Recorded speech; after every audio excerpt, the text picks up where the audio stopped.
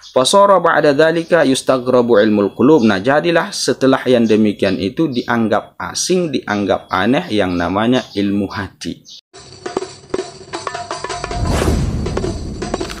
Ya Rabbi salli ala Muhammad. Assalamualaikum warahmatullahi ta'ala wabarakatuh. Alhamdulillah wassalatu wassalamu ala rasulillah wa ala alihi wa sahbihi wa mawala wa ba'du. Subhanaka la ilma lana illa ma 'allamtana innaka antal alimul hakim wa tub 'alaina innaka antat tawwabur rahim. Rabbi shrah li sadri wa yassir li amri wahlul 'uqdatam min lisani yafqahu qawli. Rabbi yassir wa la tu'assir, rabbi tammim bi khair. Baik Bapak Ibu sekalian, begitu juga ahbabana fillah serta rekan santri di mana saja berada. Kembali kita melanjutkan kajian Ihya Ulumuddin kita. Untuk mereka kawan-kawan yang baru bergabung, kita sekarang sedang berada pada halaman 292, tepatnya pada bagian ini ya. Ini masih berhubungan dengan pembahasan sebelumnya, yaitu terkait dengan sifat adab ulama akhirat yang kata Imam Al-Ghazali rahimahullahu ta'ala pada pembahasan sebelumnya, harusnya i'timad mereka ya, pegangan mereka dalam ilmu pengetahuan mereka harus basirah dan kemurnian atau kesucian hati mereka. Dia tidak boleh bertaklid kepada siapapun kecuali kepada Rasul sallallahu alaihi wasallam dan juga kepada para sahabat, apalagi bertaklid kepada yang namanya kitab, karena kitab itu adalah karya atau tulisan atau sesuatu yang muncul jauh sepeninggal Rasul sallallahu alaihi wasallam, bahkan sepeninggal para sahabat, bahkan sepeninggal para tabi'in, kibarut tabi'in. Nah, itu yang dibahas kemarin ya. Nah, kemudian ila an qala al-musannif rahimahullahu taala wa nafa'ana bilumihi wa barakatihi fid dharain amin. Walidzalika, oleh karena itulah ya, artinya oleh karena yang namanya sibuk dalam mengarang kitab, sibuk dalam menulis karya, itu dapat membuat kita tidak hafal Al-Quran, itu dapat membuat kita tidak bisa mentadabburi atau memikir-mikirkan Al-Quran. Maka kata Al-Imam Al-Ghazali, kariha Abu Bakar As-Siddiq wa jama'atu minas sahabati radhiyallahu anhu tashif Al-Qur'ani fi mushafin. Maka tidak suka baginda Abu Bakar As-Siddiq dan sekelompok dari kalangan para sahabat radhiyallahu anhum tashif Al-Qur'ani, dimushafkannya itu Al-Quran fi mushafin, pada satu mushaf. Artinya karena alasan bahwa kalau Al-Quran itu dimushafkan pada satu mushaf, maka yang akan terabaikan kemudian tidak ada lagi orang yang mau menghafalnya. Jadi tidak ada lagi orang yang kemudian berusaha untuk menghafal Al-Quran tersebut karena sudah berada pada satu mushaf. Nah, itu alasan kenapa baginda Abu Bakar dan sebagian sahabat itu tidak suka kalau Al-Quran dimushafkan. Itu di awal-awal ya. Wa qalu, dan mereka mengatakan, kaifa naf'alu syai'an lam yaf'alhu Rasulullah sallallahu alaihi wasallam. Bagaimana kita bisa melakukan sesuatu yang tidak pernah dilakukan oleh Rasul sallallahu alaihi wasallam. Jadi mereka salah satu alasannya kenapa tidak mau, karena perkara memushafkan ya Al-Quran tersebut merupakan sesuatu yang tidak pernah dilakukan oleh Rasul sallallahu alaihi wasallam. Wa khafu ittikalan nasi alal masahifi, dan mereka khawatir orang-orang itu akan berpegang, akan bertawakal alal masahifi, kepada mushaf-mushaf saja ya. Mereka kemudian tidak ada lagi upaya untuk menghafal Al-Quran tersebut. Wa qalu, dan mereka mengatakan para sahabat pada saat itu, natrukul Qur'ana, ya kita biarkanlah Al-Quran, ya talaqahu ba'duhum min ba'din, ya, mempelajarinya sebagian orang-orang ya, min ba'din, dari sebagian yang lain, bitalqini, dengan cara bertalqin ya. Bahasa kita itu diucapkan oleh guru, kemudian disimak oleh murid dan dihafal oleh murid, ditalqin seperti itu, wal iqra, dan juga dibacakan kepada murid. Biarkan saja Al-Quran dipelajari begitu, tak perlu dibukukan, dikumpulkan. Liyakuna, agar supaya adanya, dalam artian bertalqin itu, huwa syughlahum, itu yang merupakan kesibukan mereka, wahammahum, dan juga merupakan perhatian mereka. Nah, hatta sehinggalah asyara Umar radhiyallahu anhu ya, mengisyaratkan baginda Umar radhiyallahu anhu wa baqiyatus sahabati dan sahabat yang lain bikatbil Qur'ani untuk menulis Al-Qur'an. Jadi sebelum baginda Umar ya keadaannya seperti itu. Banyak para sahabat termasuk baginda Abu Bakar itu tidak setuju kalau Al-Qur'an itu dimushafkan, hingga kemudian baginda Umar lah yang mengusulkan ya, yang mengisyaratkan kepada baginda Abu Bakar dan sahabat-sahabat yang lain agar supaya Al-Qur'an itu ditulis. Alasan beliau khaufa min takhadulin an-nasi wa takasulihim, ya, karena khawatir min takhadulin nasi, daripada takhadulin nasi menghinakannya orang-orang Al-Qur'an tersebut, wa takasulihim dan malasnya mereka. Jadi takutnya nanti orang itu kemudian ya tidak lagi fokus kepada Al-Qur'an, mereka mempermainkan Al-Qur'an, tidak lagi terlalu tertarik dengan Al-Qur'an, mereka malas untuk mempelajari Al-Quran. Nah, ini bahaya kalau orang-orang seperti itu, maka Al-Quran tentunya akan hilang, akan musnah. Oleh karena itu beliau berinisiatif agar Al-Quran itu ditulis. Nah, itu usul daripada baginda Umar. Wa hadran min ayyaqa niza'un fala yujada aslun yurja'u ilaihi, wa hazran, dan sebagai bentuk kehati-hatian menghindari min ayyaqa niza'un, daripada ayyaqa nizaun terjadinya perdebatan, fala yujada maka tidak akan ditemukan aslun yurja'u ilaihi yang dikembalikan kepadanya, yang dirujuk kepadanya, fi kalimatin pada satu kata di dalam Al-Qur'an, au qira'atin atau satu qira'ah dalam Al-Qur'an, minal mutasyabihati daripada ayat-ayat mutasyabih.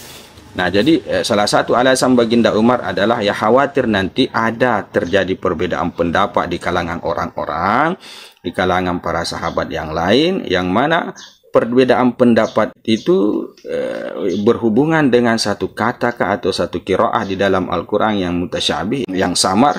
Nah, maka tentunya tidak akan ada rujukan asal kita untuk menentukan siapa yang benar dari mereka yang berselisih pendapat tersebut. Itu bahayanya kalau Al-Quran tidak dibukukan. Memang dari sekarang jadi harus dibukukan, kata baginda Umar, kurang lebih seperti itu. Jadi enak nanti di kemudian hari kalau ternyata ada perselisihan pendapat, maka kan kita bisa rujuk kepada Al-Quran yang telah dibukukan pada zaman baginda Abu Bakar itu. Nah, akhirnya fansyaraha sadru Abi Bakar radhiyallahu anhu, ya terbukalah dada baginda Abu Bakar radhiyallahu anhu lidzalika, untuk yang demikian itu, artinya dia mau menerima usulan daripada baginda Umar. Fajama'al Qur'ana, beliau pun akhirnya mengumpulkan Al-Qur'an fi mushafi wahidin, pada mushaf yang satu. Oke. Ini sejarahnya panjang ya. Tak perlu kita bahas panjang lebar. Wa kana Ahmad ibnu Hanbal, dan adalah Al-Imam Ahmad ibnu Hanbal yungkiru ala Malik tasnifahu al-Muwatta. Nah, Al-Imam Ahmad bin Hanbal bahkan itu tidak suka kepada Imam Malik tasnifahu, ya, pengarangannya Imam Malik itu al-Muwatta, kitab Muwatta. Jadi Imam Ahmad bin Hanbal itu ya termasuk juga ya ulama yang tidak setuju Imam Malik itu mengarang kitab Muwatta. Nah, maunya beliau ya pembahasan kita di sini ya, Imam Malik itu ya harusnya menghafal saja dan mentalakikan apa yang dia ketahui kepada muridnya, dan seterusnya seperti itu. Walaupun ujung-ujungnya juga beliau ya mengarang kitab juga ya, Imam Ahmad bin Hanbal ini. Wa yaqulu, dan beliau berkata, ibtada'a ma lam taf'alhu sahabatu radhiyallahu anhum. Imam Ahmad bin Hanbal mengatakan bahwa Imam Malik itu melakukan bid'ah ya, malam taf'alhu sahabatu, yang tidak pernah dilakukan oleh sahabat radhiyallahu anhum. Ya, artinya bid'ah ini yang sesuatu yang tidak ada pada zamannya para sahabat dan juga zamannya Rasul sallallahu alaihi wasallam. Itu yang dimaksud dengan ibtida'ah. Ya. Ya, jadi Imam Malik itu dia berinisiatif sesuatu yang tidak pernah dilakukan oleh para sahabat radhiyallahu anhum. Ya, diartikan secara halus seperti itu ya. Wakilah, dan dikatakan awwalu kitabin sunnaifa fil islami kitab Ibnu Juraid fil asar. Jadi awal kitab yang dikarang di dalam Islam ya, dalam sejarah Islam adalah kitab Ibnu Juraid, adalah kitabnya Imam Ibnu Juraid fil asari, terkait dengan asar atau riwayat-riwayat dari para sahabat. Nah, itu kitab pertama dalam catatan sejarah Islam menurut satu pendapat ya, yang dikarang oleh Al-Imam Ibnu Juraid. Wa hurufut tafasir an Mujahid, dan juga huruf-huruf tafsir dari Imam Mujahid, ini juga awal-awal kitab yang dikarang. wa Atha dan juga dari al-Imam Atha bin Abi Rabah wa ashabi Ibni Abbas radhiyallahu anhum dan sahabat Ibnu Abbas radhiyallahu anhum di Makkah di Makkah. Summa kemudian kitab Ma'mar ibni Rashid As-Sun'ani bil Yaman. Kemudian kitabnya Ma'mar bin Rashid As-Sun'ani di Yaman. Ya, jama'a fihi sunanan mansuratan mubawwabatan. Jadi beliau ini Ma'mar bin Rashid As-Sun'ani mengumpulkan fihi padanya, ya, pada kitab beliau itu sunanan, ya, sunnah-sunnah Rasul sallallahu alaihi wasallam mansuratan yang bermacam-macam mubawwabatan dalam keadaan berbab-bab. Semua kemudian muncullah kitab Al-Muwatta, kitabnya Muwatta al-Imam Malik bil Madinati di Madinah li Malik bin Anas bagi Imam Malik bin Anas rahimahullahu. Summa Jami'u Sufyan As-Sauri, kemudian ya, jami'nya, kumpulannya, ya, karya-karyanya Sufyan As-Sauri, ya, terkait dengan fikih dan hadis. Summa kemudian fil qarni rabi, pada abad yang keempat, hadasat musannafatul kalam, muncullah karangan-karangan ilmu kalam, ilmu teologi. Wa kasural khawdu fil jidal, dan banyak sekali al khawdu, pendalaman, ya, yang mendalami fil jidali, terkait dengan masalah perdebatan di zaman tersebut atau di abad tersebut. Wal ghausu fi ibtalil maqalati, wal ghausu dan menyerang fi ibtali dalam membatalkan al maqalati, maqalah-maqalah, ya, lawan debat, kurang lebih seperti itu. Maqalah-maqalah lawan debat, ya, itu dibatalkan dengan diserang melalui kajian-kajian yang dalam yang berhubungan dengan masalah-masalah ilmu kalam dan seterusnya. Summa malan nasu ilaihi, nah kemudian condonglah orang-orang kepadanya, karena ilmu kalam yang bermunculan di abad itu akhirnya orang-orang pun condong kepada itu, kepada ilmu kalam itu, wa ilal qisasi, dan kepada, ya, kisah-kisah yang dibahas, ya, cerita-cerita, wal wa'zi, dan nasihat-nasihat yang disampaikan, tetapi biha dengannya, dengan kisah-kisah, ya, nasihat yang berhubungan dengan masalah kisah-kisah dan seterusnya. Fa akhadha ilmul yakin fil indirasi min dzalika zaman, kemudian jadilah ilmu keyakinan itu fil indirasi, itu berada pada kepunahan, min dzalika zaman, dari zaman tersebut. Jadi di semenjak pada zaman keempat, atau abad yang keempat, nah pada saat itulah ilmu keyakinan atau ilmu yang benar yang sesungguhnya itu sudah mulai punah, karena yang bermunculan adalah ilmu kalam, ilmu yang berhubungan dengan perdebatan lah, berhubungan dengan bagaimana caranya mematahkan lawan diskusi lah, tentang kisah lah, tentang nasihat-nasihat yang berhubungan dengan cerita-cerita dan seterusnya. Fasara ba'da dzalika yustaghrabu ilmul qulub. Nah, jadilah setelah yang demikian itu dianggap asing, dianggap aneh yang namanya ilmu hati. Ya, tiba-tiba aneh. Artinya kalau ada orang yang membahas masalah ilmu qulub itu kayak aneh. Kenapa? Karena jarang didengar. Yang umumnya yang seperti yang tadi ini. Wa tabtisu an sifatin nafsi wa makayidis syaitan, dan juga mencari tahu terkait dengan sifat-sifat nafsu dan juga tipuan-tipuan syaitan. Ilmu-ilmu yang begini juga sudah dianggap sebagai sesuatu yang aneh. Wa arada an dzalika illa al-aqallun, dan membelakang dari yang demikian itu kecuali hanya sedikit orang. Ada beberapa orang yang masih fokus kepada ilmu qulub, tetapi yang paling banyaknya itu a'rad, membelakang semua. Fasara yusammal mujadilul mutakallimu aliman, akhirnya jadilah diberi nama orang yang pandai berdebat, al mutakallim, yang ahli dalam ilmu kalam, aliman, sebagai orang yang alim.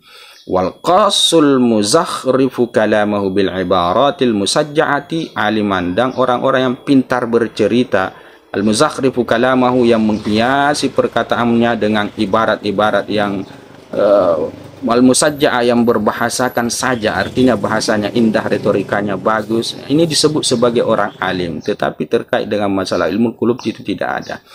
Nah, orang-orang begini yang dianggap alim. Wahada, dan ini, ya, artinya kenapa bisa begini? Li'annal awwama, karena sesungguhnya orang awam itu humul mustami'una ilaihim, adalah orang-orang yang mendengarkan mereka. Jamaah mereka rata-rata orang awam, ya, banyak. Fakana la yatamayyazu lahum haqiqatul ilmi an ghairihi, yang mana orang awam ini tidak mampu membedakan, ya, bagi mereka itu hakikat ilmu pengetahuan yang sesungguhnya an ghairihi, dari yang selainnya. Mereka tidak bisa pilih-pilih mana yang ilmu yang sesungguhnya, mana yang bukan, karena namanya juga orang awam.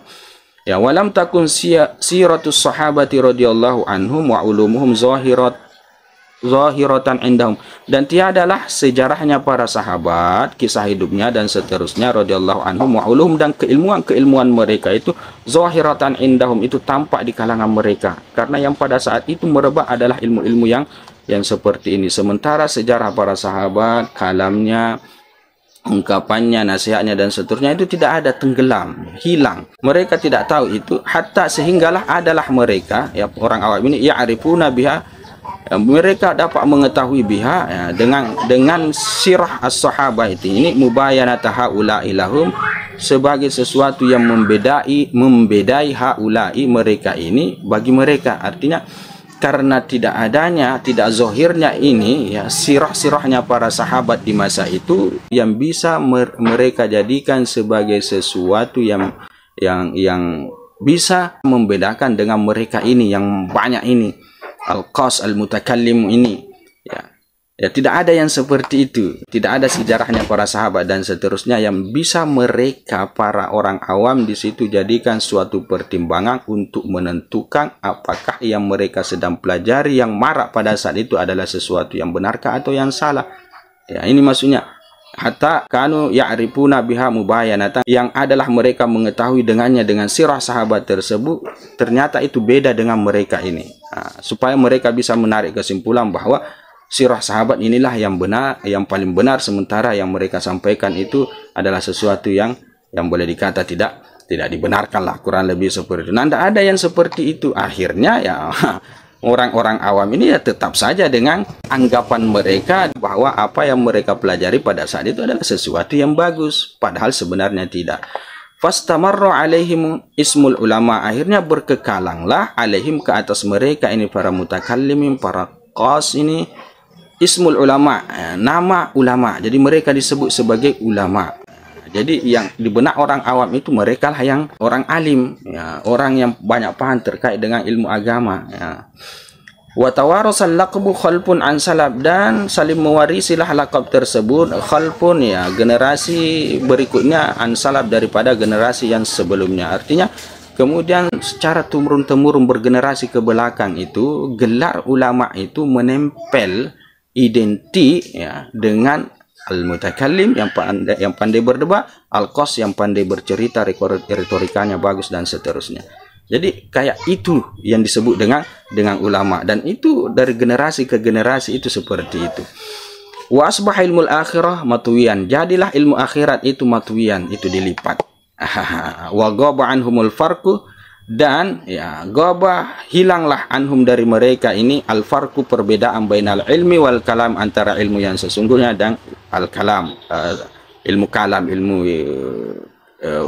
pintar berbicara dan seterusnya, illa anil khawasi minhum, kecuali daripada orang-orang khusus minhum dari mereka. Artinya masih juga ada orang-orang khawas, ya, orang-orang yang paham betul bahwa nah, ini loh yang disebut dengan ilmu yang sesungguhnya, ini loh yang disebut dengan hanya pandai bicara, kurang lebih seperti itu. Ya, karena idza qila lahum, dan adalah apabila dikatakan kepada mereka, ya, orang-orang khawas tersebut, fulanun a'lamu am fulan, apakah si fulan itu lebih alim ataukah si fulan, yuqalu, maka akan dikatakan, artinya mereka akan menjawab, ya, fulanun aksaru ilman, si fulan ini banyak ilmunya, fulan aksaru kalaman, si fulan ini banyak perkataannya. Mereka akan jawab seperti itu karena mereka bisa menilai mana yang hanya pandai berbicara, mana yang betul-betul berilmu. Pakanal khawasu yudrikuna al-farqa, adalah orang-orang khawas pada saat itu, yudrikuna, mereka mampu mengetahui al-farqa, perbedaan bainal ilmi, antara ilmu yang sesungguhnya, wa bainal qudrati alal kalam, dan antara kemampuan dalam hebat berbicara. Mereka yang tahu. Nah, hakada, demikianlah kata Imam Al-Ghazali, dha'ufal dinu fi kurunin salifatin, melemah itu agama pada abad-abad yang dulu, ya, pada abad yang keempat ini beliau sebutkan tadi. Pakai fadhannu bi zamanika, nah, bagaimana menurutmu, ya, dugaanmu bi zamanika, dengan zamanmu sekarang ini, ya, itu kata beliau. Jadi beliau dalam mengarang Ihya ini secara tidak langsung ingin membuka minda kita, pikiran kita, bahwasanya zaman beliau saja itu sudah seperti itu keadaannya, bagaimana zaman orang yang kelak akan membaca kitab beliau ini, ya, termasuklah di zaman kita ini. Nah, waqadintahal amru, dan berakhir itu perkaranya, artinya sudah kita ketahui semua, ila anak, kepada bahwasanya sesungguhnya anna muzhirul inkari, orang yang menampakkan pengingkaran, yastahdifu lin nisbati ilal junun, maka dia sedang mengarah lin nisbati dengan dinisbatkan ilal junun kepada kegilaan. Jadi kata beliau itu zaman dulu seperti itu ya. Apalagi di zaman sekarang, zaman kita di mana situasinya itu sudah sampai kepada tahap orang yang menampakkan pengingkaran, yang tidak setuju. Ilmu jidal, ilmu kalam, al-qas ini merupakan sesuatu ilmu yang dianggap sebagai ilmu yang sesungguhnya, ilmu akhirat, dan orang-orang yang mahir di bidang ini disebut dengan ulama dan seterusnya. Kalau ada orang yang menampakkan ketidaksetujuan mereka dengan ini, maka orang ini dianggap orang yang yastahdib, sedang mengarahkan dirinya, dinisbatkan kepada kegilaan. Artinya orang yang begini dianggap orang gila. Saking anehnya ya, saking anehnya yang namanya ilmu yang sesungguhnya, dan saking maraknya, masyhurnya ilmu-ilmu yang begini, al-kalam, al-jidal, al-qas dan seterusnya. Itulah maksud daripada Imam Ghazali di sini. Fal aula, maka yang lebih utama, ayyastagilal insanu binafsihi wa yaskuta, hendaknya sibuklah manusia itu binafsi terhadap dirinya, wa yaskuta, dan lebih baik dia diam. Jadi di zaman sekarang ya lebih baik kita ya sibuk memperbaiki diri kita, memperbaiki hati kita, tak perlu urus orang lain karena situasinya sudah hancur, sudah berantakan, sudah tidak benar dan lain sebagainya, dan kita dituntut untuk diam saja. Itu kata beliau. Hada wabillahi taufik. Subhanakallahumma bihamdika asyhadu an la ilaha illa anta astaghfiruka wa atubu ilaik. Assalamualaikum warahmatullahi taala wabarakatuh. Ya Rabbi salli alaihi wa sallim.